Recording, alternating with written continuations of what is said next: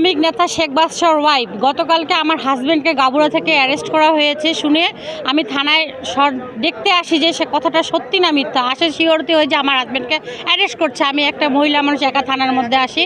থানার মধ্যে আসার পরে হিরু বাহিনীর ছেলেপেলে এবং প্লাবলের ছেলেপেলে আমাকে ধরে নির্মম নির্যাতন গালিগালাজ করে এবং চুলের মুঠি ধরে মারধর করে। এই যে হাতের এখানে একটা বাড়ি দিছে, কাটে গেছে, প্লাস আমাকে চলতি ট্রাকের মধ্যে ছেলেপেলেরা ধাক্কা দিয়ে ফেলেছিল। হিরু বলতেছে এই মহিলাকে চাকার তলে পিষে দেওয়া হোক। আমার শ্রমিক ভাইরা পাশে আসে দাঁড়া আমাকে উদ্ধার করে, আমার পায়েও লাগছে। আমি তারেক জিয়ার কাছে এটা জানতে চাই যে কোন বিধানে আছে, সংবিধানে আছে যে এক মহিলার গায়ে এতগুলো পুরুষ মানুষ থানার মধ্যে হামলা করে। আমার চুলের মুঠি ধরে মারধর করছে, তারা নাকি কোচি বাহিনী, কোচির লোক বলতেছে।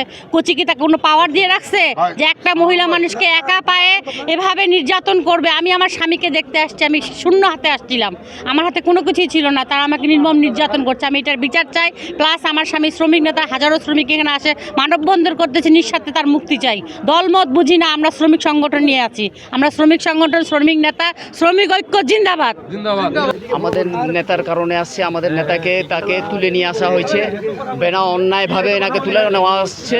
হ্যাঁ, কোনো মামলার মোকদ্দমা নাই এনাকে তুলে নেওয়ার কারণে আমরা কর্মবিরতিতে চলে গেছি। হ্যাঁ, এই কর্মবিরতি চলবে, যতক্ষণ আমাদের মুক্তি দিবেন আমাদের নেতাকে, ততক্ষণ আমরা আমাদের আন্দোলন চলবে এবং পুরো দিনাজপুরটা ডিস্ট্রিক্টটাই বন্ধ থাকবে। এইভাবে আমরা দিনাজপুর জেলা মোটরবাহী শ্রমিক 1166-র আমরা সাধারণ সদস্য। আমরা বাদশা ভাইয়ের অবিলম্বে মুক্তি চাই। বাদশা ভাই ভালো লোক এবং আমাদের শ্রমিক বান্ধব লোক। হ্যাঁ, তার কোনো দস্তুরি না থাকাতে আমাদের হিরো বাহিনী রাজনীতির আপনার দ্বন্দ্ব নিয়ে এই শ্রমিক আমাদের ভোট করতে দেবে না।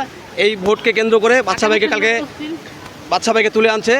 আগামী 19 তারিখ তফসিল ঘোষণা। আমাদের নির্বাচনের ভোট তৈরি প্রত্যেকবারই যখনকার নির্বাচন হয় তখনকারই বাদশা ভাইকে এইভাবে হ্যারাস করা হয় কেন আমরা জানতে চাই। তাই জন্য আমরা কর্মবিরতি রেখেছি।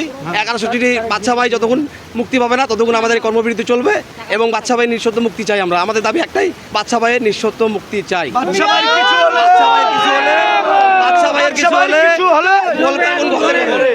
আজকের দিনে আমাদের নির্বাচন, আজকে তফসিল ঘোষণা হয়ে গেছে।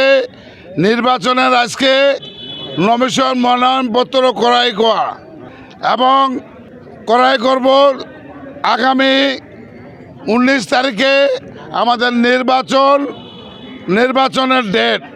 বাদশা দিনাজপুর জেলা মোটর পরিবহন শ্রমিক ইউনিয়নের বাদশা দিনাজপুরের শ্রমিক ইউনিয়নের শ্রমিকদের জনপ্রিয়তা অর্জন করছে বিদায় এই বাদশার হাজার হাজার শ্রমিক না খায়ে না দায়ে আমরা এখানে তার জন্য অবস্থান করছি।